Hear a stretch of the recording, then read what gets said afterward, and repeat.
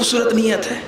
جہاں آج کوئی اپنوں کا نہیں ہے، اس زمانے میں یہ حسن خلق، اس زمانے میں یہ دوستوں کا پاس و لحاظ رکھنا، اس زمانے میں یہ دوستوں کے لیے فرش عزا بچھانا، اور اس تزو کو احتشام کے ساتھ. خدا آپ کو جزائے خیر دے. یہ نیتوں کی برکتیں ہیں، یہ نیتوں کی برکتیں ہیں. نیتوں میں برکت، اعمال میں برکت، رمضان میں برکت.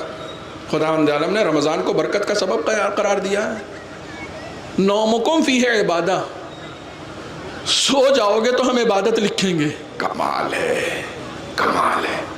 انفاسکم فیہ تسبیح، سانس لو، تم سانس لو، رمضان المبارک میں آ جاؤ، سانس لو. سانس لو گے تو ہم تسبیح لکھیں گے. کمال ہو گیا. برکت میرے ہاتھ میں ہے، نیت اچھی رکھنا.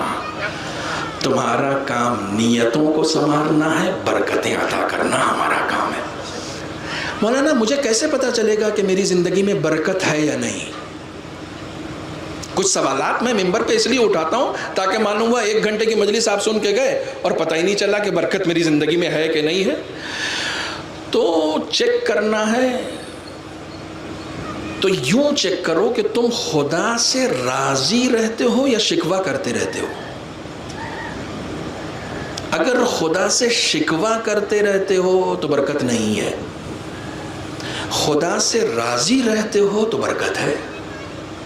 خوش ہو تم، خدا کی تقسیم پر خوش ہو. میں مولائے کائنات کے پاس گیا، میں نے کہا مولا مجھے جو خدا نے کم رزق دیا ہے کیسے پتہ چلے گا کہ اس میں برکت ہے یا نہیں ہے؟ مولا نے کہا، فرمایا القناعۃ برکت. جو رزق تم کو دیا گیا ہے اگر تم اس پر خدا سے راضی ہو چکے ہو تو یہی برکت ہے، یہی برکت ہے. تم کو کوئی شکوہ ہی نہیں ہے، تم دوسرے کی طرف دیکھ ہی نہیں رہے ہو. اس کو اتنا دے دیا، اس کو اتنا دے دیا، اس کو اتنا دے دیا. اسی جلال پور میں کہا ہوا جملہ ہے، ایک باپ کے 4 بیٹے، چاروں کو میراث برابر ملے گی، قسمت برابر نہیں ملے گی. قسمت برابر نہیں، قسمت خدا دے رہا ہے. کس کو کیا دینا یہ خدا ڈیسائیڈ کر رہا ہے. اس کے ڈیسائیڈ کیے ہوئے پر راضی رہو. میرے والد مرحوم کا ایک شعر ہے، پھر سناتا ہوں اس کو. مولانا عقیل الغربی صاحب نے کہا ہے کہ تمہارے ابا کے اس شعر کو دنیا کے ہر ممبر پہ میں پڑھ چکا ہوں.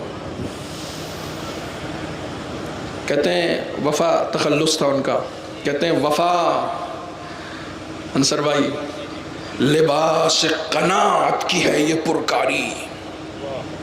سنیے برکت زندگی میں ہے یا نہیں ہے؟ وفا لباس قناعت کی ہے یہ پرکاری. فقیر شہر ہوں لیکن امیر لگتا ہوں. فقیر شہر ہوں لیکن امیر لگتا ہوں. کیوں؟